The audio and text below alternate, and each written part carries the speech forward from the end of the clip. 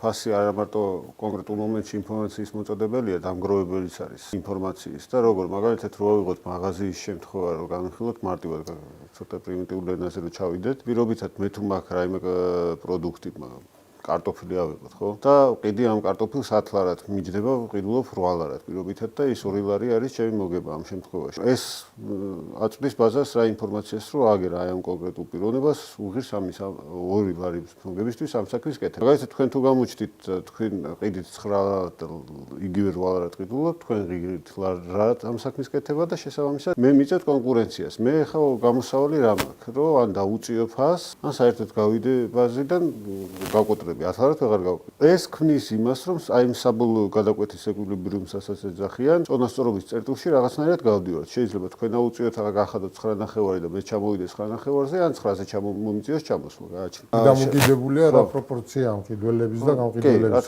საბოლოო ჯამში რაღაც ეს არ არის უსასრულო წერტილი, მოთხოვნა მიწადდება რაღაც უსასრულოდ არ არის. ახლა 9.51-ზე შეიძლება უფრო ნაკლები გაიყიდოს, ვიდრე 9.50-ზე რა.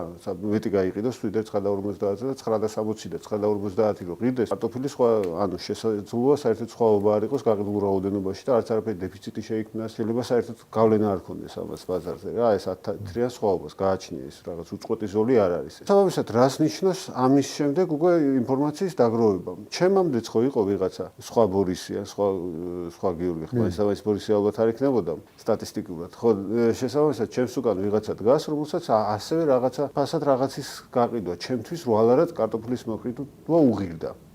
და ესე რომ გავყვეთ უკან, მე იქ სადღაც ომი იყო, სადღაც მშვიდობა იყო, გადატანა, სადღაც გზა ჩაიკეტა, სადღაც გზა გაიხსნა და საბოლოო ჯამში ამ ფასმა ეს ინფორმაცია მთლიანად სამყაროში რა ხდება, სრულად დააგროვა. საბოლოო ჯამში თუ არის ადგილობრივი წარმოების მაგ შემთხვევაშიც კი, თუ საქართველოში გლეხმა მოიყვანა, ამ შემთხვევაშიც იქ სასუქი 1000 რაღაცა ბოლოს ელექტროენერგიას იღებს, ხო ის გლეხი 1000 რაღაცა ჩართული და ძალიან დიდი ინფორმაცია შეიძლება აგროვდეს ერთი პატარა კარტოფილის უკვიც კი, ხო? საბოლოო ჯამში. დაახლოებით იგივე რამეს ამბობ, რაც მე კალამიო ის ვაკრა. მილტონ ფრიდმანსა, კი, და ხო, იგივე რაღაცა არის. ფრიდმანის განიხილავს, მაგალითად, მაგრამ ჯონათან რიდს ეკუთვნის, პატარა მოთხრობა, საინტერესო ძალიან. საბოლოო ჯამში ეს ძალიან დიდი ინფორმაცია გროვდება ამაში და ჩვენ სამწუხაროდ არ გვაქვს განვითარებული საკმარისად განვითარებული ბაზრები. თუმცა რო გქონდეს კაპიტალის ბაზრები ან რაიმე კაპიტალის ბაზრებზე ადვილი წლობა გქონდეს, ჩვენ